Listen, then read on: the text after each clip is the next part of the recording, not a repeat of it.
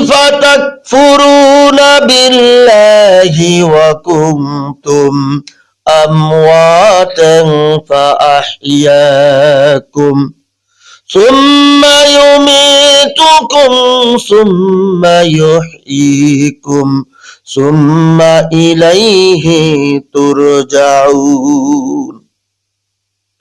আল্লাহ রাব্বুল আলামিন বলেন, কাইফা তাকফুরুনা, আল্লাহ রাব্বুল আলামিন তাকফুরুনা জমা মুযাক্কার হাজিরের সিগা, এই জমার সিগার মধ্যে আল্লাহ রাব্বুল আলামিন বুঝাচ্ছেন, বান্দা তোমরা আমি আল্লাহর সঙ্গে কেমনে কুফরি করো, কেমনে নাফরমানি করো।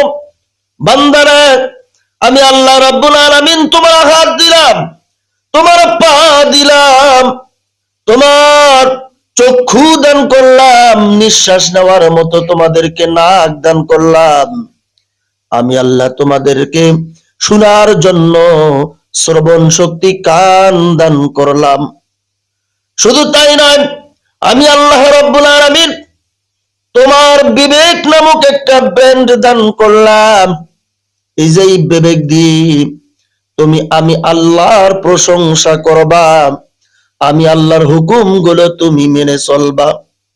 কিন্তু বান্দা বরাবর নাফরমান, বরাবর আল্লাহর সঙ্গে কুফরি করে, আল্লাহ তাআলার হাত দিয়ে আল্লাহ তাআলার হারাম জিনিসগুলো সে ছয়, সে নাড়ে।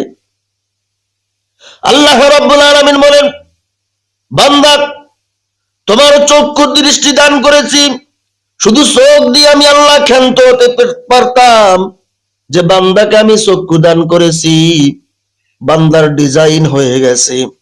বান্দার জবান দান করেছি, বান্দার ডিজাইন হয়েছে। বান্দার নাক দান করেছি, বান্দার ডিজাইন হয়েছে, বান্দার সৌন্দর্য হয়েছে। কিন্তু আমার আল্লাহ তা না করি বান্দার চক্ষু দান করলেন, আর এই চক্ষুর মধ্যে আমার আল্লাহ দৃষ্টি শক্তি দেখার মতো ক্ষমতা দান করলেন। শুধু তাই না, আল্লাহ রাব্বুল আলামিন জবান দিয়ে ক্ষান্ত হতে পারতেন, কিন্তু আল্লাহ রাব্বুল আলামিন তা না করে এই জবানের মধ্যে একটা জিহ্বা নামক জিনিস দান করলেন। যেই জিহ্বার মধ্যে 10,000 কোষ দান করলেন। বান্দা স্বাদ নেওয়ার জন্য এই জিহ্বার মধ্যে যখন কোনো কিছু ফেলিয়ে দেয়,